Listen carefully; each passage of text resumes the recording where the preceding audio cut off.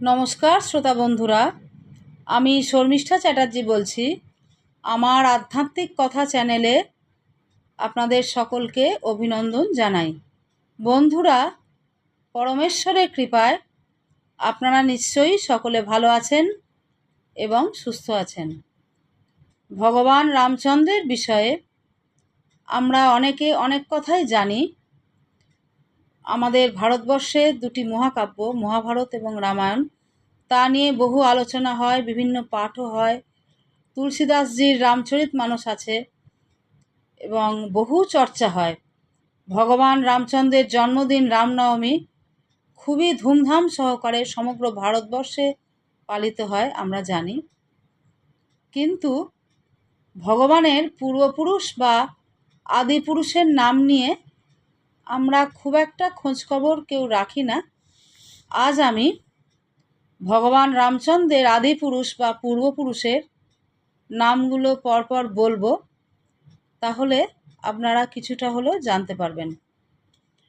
সূর্যবংশের প্রথম পুরুষ ভগবান বিষ্ণু শ্রীহরি। বিষ্ণুর নাভি কমল থেকে জন্ম নিয়েছেন ব্রহ্মা। পিতামহ ব্রহ্মার পুত্র হলেন গাধি।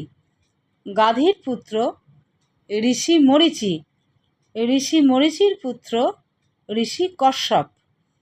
ঋষি কশ্যপের পুত্র ভগবান সূর্যনারায়ণ। এখানে একটা কথা বলে রাখি, ঋষি কশ্যপের পুত্র সূর্যনারায়ণ, তার মা ছিলেন মা অদিতি, অর্থাৎ সূর্যের আর এক নাম আদিত্য, অদিতির পুত্র আদিত্য। মা অদিতির গর্ভ থেকে সমস্ত দেবকুলের সৃষ্টি হয়েছে। কশ্যপ ঋষির অপর এক স্ত্রী মা দিতি। দিতির পুত্ররা দৈত্য, যেমন হিরণ্যাক্ষ, হিরণ্যকশিপু ইত্যাদি। আবার মা কদ্রুর পুত্র সমগ্র নাগকুল, যেমন অনন্তনাগ বা শেষ নাগ, বাসুকী নাগ, কালীয় নাগ, তক্ষক নাগ ইত্যাদি।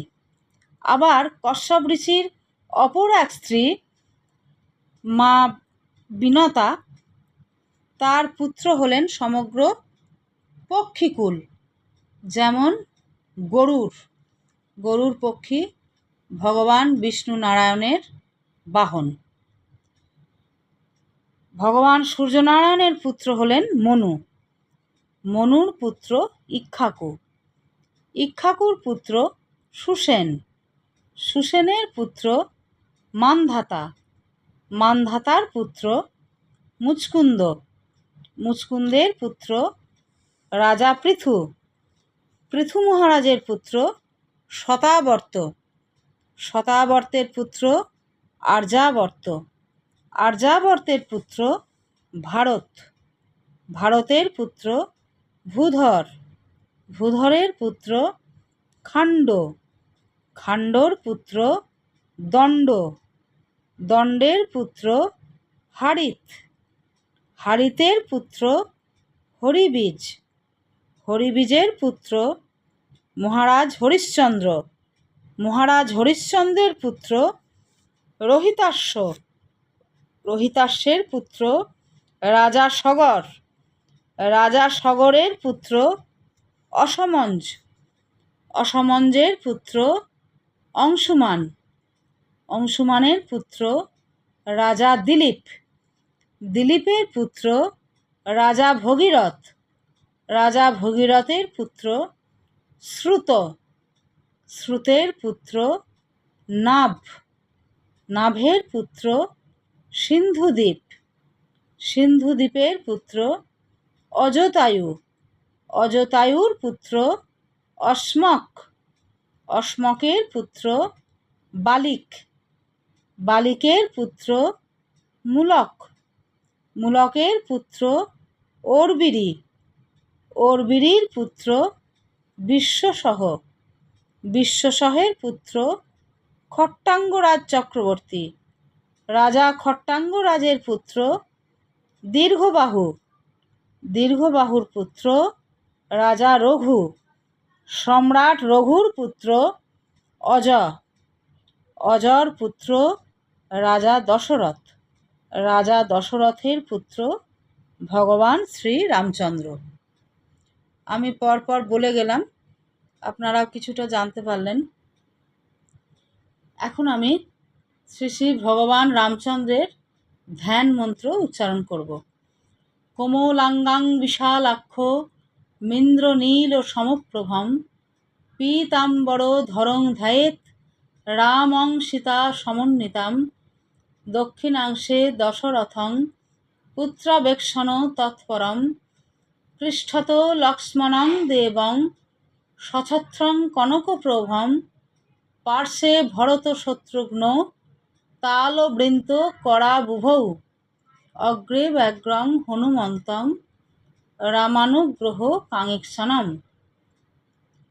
এবার শ্রীরামচন্দ্রের প্রণাম মন্ত্র।